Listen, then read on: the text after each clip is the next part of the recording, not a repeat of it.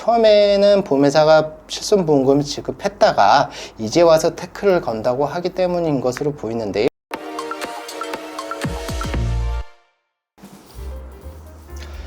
안녕하십니까. 부부 손해사정사입니다. 요새 기사를 통해서 보험회사가 실손보험금 지급을 거부하는 사례가 굉장히 많이 접할 수가 있는데요. 대표적으로 이제 하이프 시술이나 백내장 수술, 도수치료에 관한 실손보험금을 지급을 하지 않고 있습니다. 오늘은 이 중에서 도수치료에 관한 내용을 좀 살펴보려고 하는데요. 개인적으로도 굉장히 많은 질문을 받고 있는 항목 중에 하나입니다. 피보험자가 도수치료를 받아서 보험회사에 실손보험금을 청구한다면 의료자문을 통해서 도수치료의 효과에 대한 적정성을 확인을 하고 보험금을 지급하겠다라는 보험회사의 답변을 받는 경우가 상당히 많이 있습니다. 그런데 이러한 의료자문을 한다면 대부분 치료의 효과를 기대할 수 없다라고 하면서 과잉진료다라는 결론이 나오는 경우가 많이 있는데요. 이에 이제 보험 소비자는 약관에서 도수치료에 관하여 보험금을 지급하지 아니하겠다는 내용이 없음에도 왜 치료의 적정성을 따져야 하는지에 대한 의문이 생길 수가 있습니다.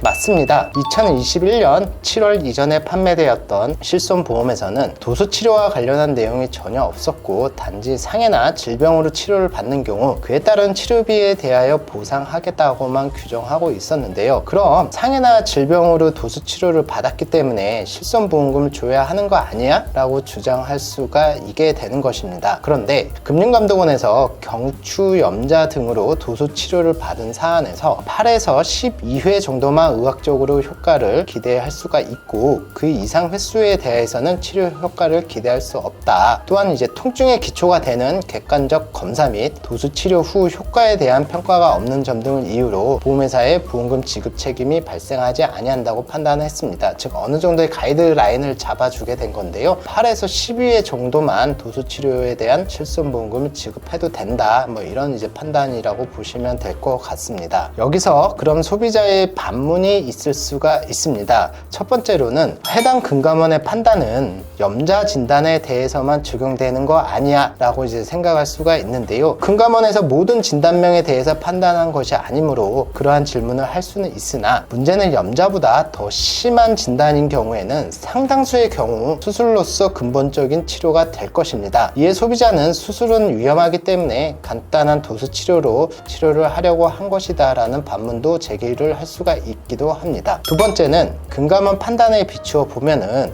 의료 기록에 통증에 대한 검사 결과가 있고 의무 기록상 통증이 회복되고 있다는 사실이 기재되어 있으면은 가능한 거 아니야? 라고 이제 할 수가 있는데요. 맞는 말이기도 합니다. 하지만 도수치료를 받는 과정을 보면은 도수치료를 의사에게 권유받고 치료비를 결제할 때에만 의사를 만나는 것이 대부분이고 그 외에는 대부분 의사를 만나지 아니하고 물리치료실로 직행을 하게 됩니다.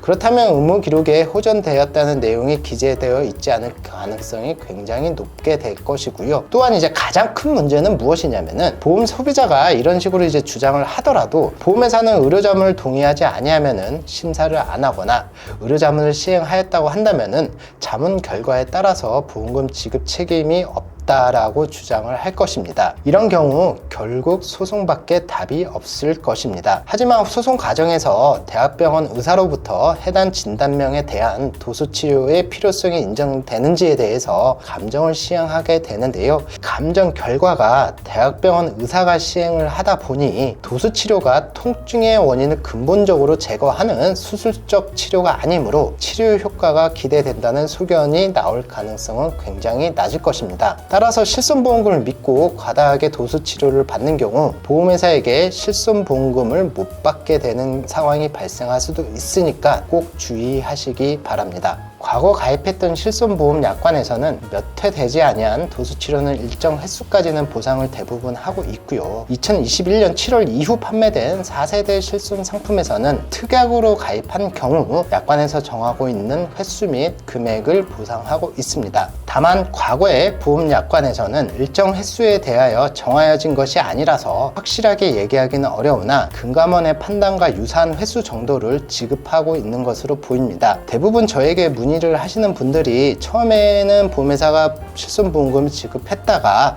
이제 와서 태클을 건다고 하기 때문인 것으로 보이는데요. 또한 이제 저희 아버님 역시 회전근개 파열로 이제 수술을 한 후 동네 병원을 방문해서 물리치료를 받으려고 했는데요. 그 동네 병원에서 실손보험금을 언급을 하면서 도수치료를 받자고 했는데 제가 실손보험금을 기대하면서 도수치료 받는 것은 반대를 했습니다. 그래서 저희 아버님 같은 경우에는 도수치료를 받지 않고 일반적인 물리치료만을 시행을 하게 되었는데요. 뭐 지금 몇 달이 지난 상황에서 정상인과 거의 다름없는 생활을 하고 있습니다. 도수치료와 관련한 실손보험금은 앞으로도 아마 계속 문제가 될 것으로 보이는데요. 이러한 이제 실손보험금을 믿고 함부로 도수치료를 받았다가는 괜한 본인의 비용만을 낭비할 수가 있기 때문에 이 점 유념하시면서 도수치료를 받기 바랍니다. 제가 준비한 내용은 여기까지였고요. 좋아요, 구독, 알림 설정 꼭 부탁드리도록 하겠습니다. 예, 감사합니다.